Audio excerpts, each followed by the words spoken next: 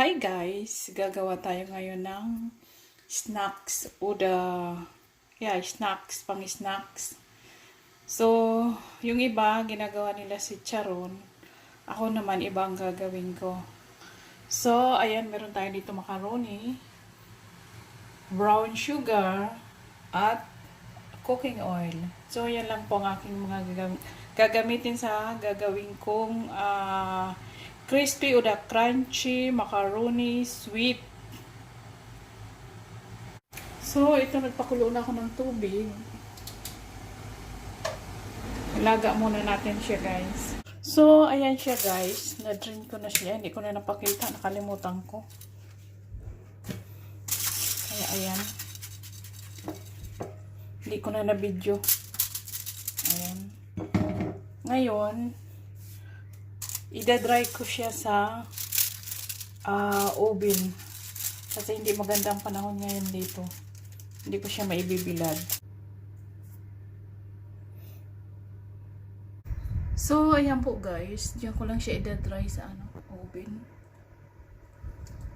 Ngayon, babalik-balik ta rin lang natin para naano rin yung ilalim. So, ito siya guys. Binaliktad ko lang. Hindi pa siya tapos. Kailangan pa rin medyo nag-brown siya ng kaunti.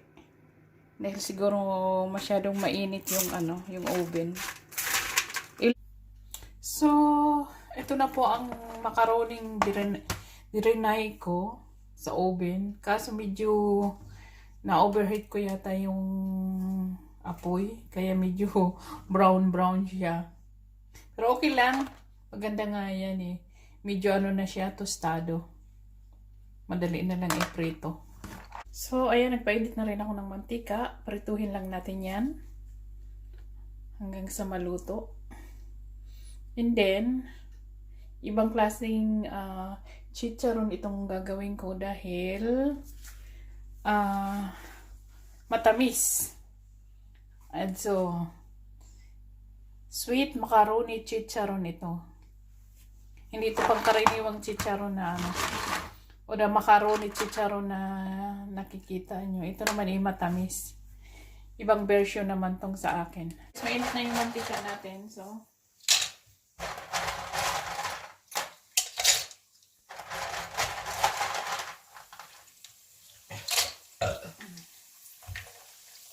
huwag natin i-overload. Tama na yung ganyan Okay. Pumuputok. Ayan.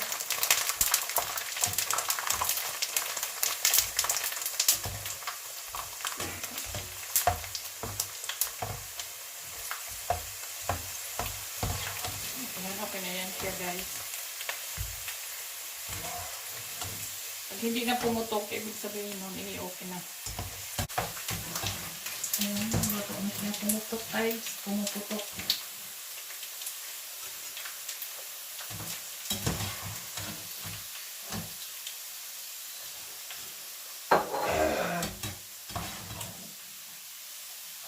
Agad.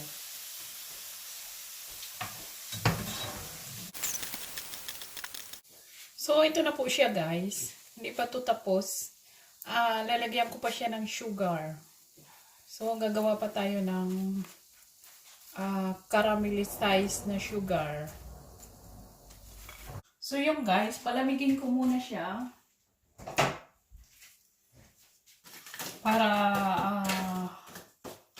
malutong talaga siya. Lulutong talaga to pag malamig na siya eh. Ngayon mainit pa, hindi pa malutong na rin siya pero kulang pa sa lutong na gusto ko. So palamigin muna natin bago natin lagyan ng sugar. So ayan guys, nagpainit na rin ako ng kawali. So maglagay tayo ng siguro mga 50 grams na butter. Ngayon yung sugar, nasa sa inyo yung kung ilan ilalagay nyo.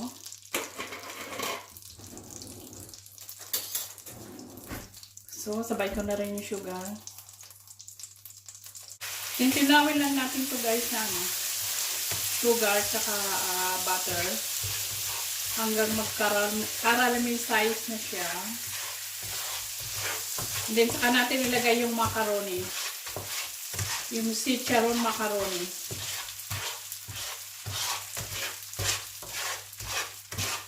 Nag-caramelize na siya. Ayan. So, pwede na natin itong ilagay na ating chicharon macaroni. Ayan. Lagay na lang natin lahat. And then, haluin nyo lang ng haluin para malagyan lahat. So, kapatayin nyo na rin yung apoy. Nakapatay na yung apoy niyan. Pinatay ko na. Haluin nyo lang ng haluin guys hanggang sa malagyan na lahat.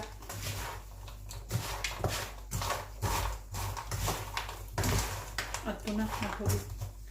Tumatalon. Halo lang ng halo hanggang sa mix niyang ma-mix lahat. Para malagyan lahat ng sugar yung ating chicharon macaroni.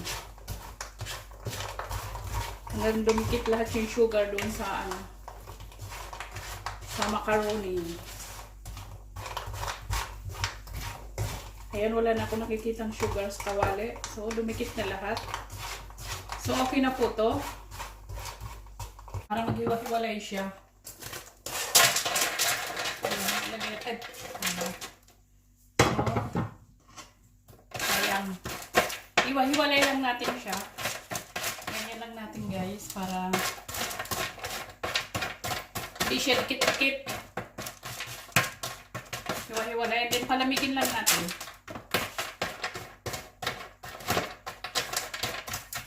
Ito na ang ating chicharon. Sweet macaroni chicharon.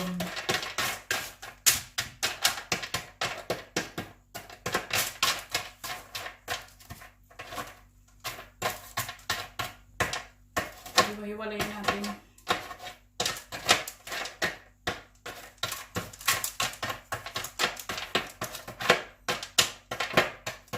Kailangan habang mainit pa. Kasi pag lumamig na kasi yan, hindi mo na yan mapag-hiwa-hiwalay. Kailangan habang mainit pa.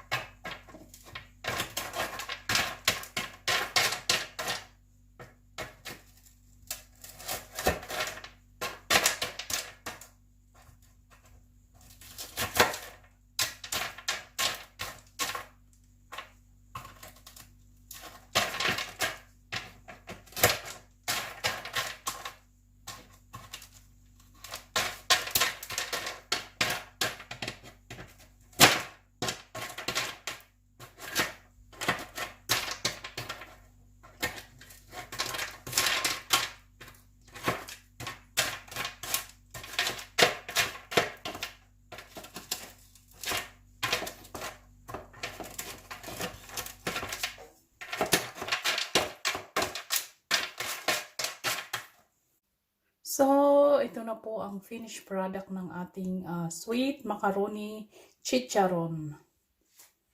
Ayan po siya. Ibang version naman yung sa akin, matamis. Masarap po siya guys. At saka napakalutong po niya. Kailangan talaga siya yung tuyong-tuyo bago mo iprito. Kasi talaga namang napakalutong niya.